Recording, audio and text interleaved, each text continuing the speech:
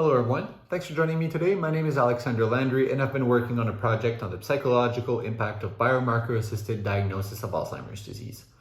So what we've been doing, we've been talking to patients and their caregivers where the patient had received a diagnosis of Alzheimer's disease based on the results of cerebrospinal fluid analysis.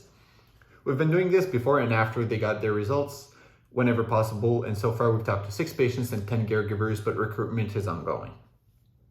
So we found that participants appreciated having Alzheimer's disease provided to them as a solid and objective explanation for their symptoms.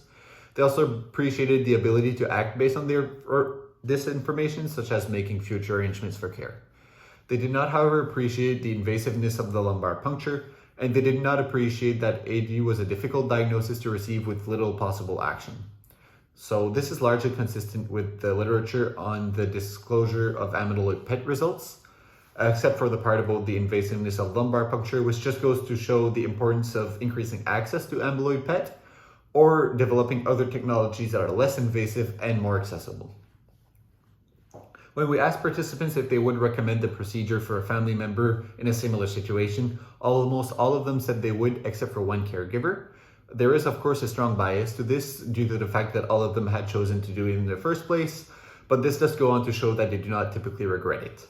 There was also only one patient in the clinic who refused the lumbar puncture when it was proposed to them.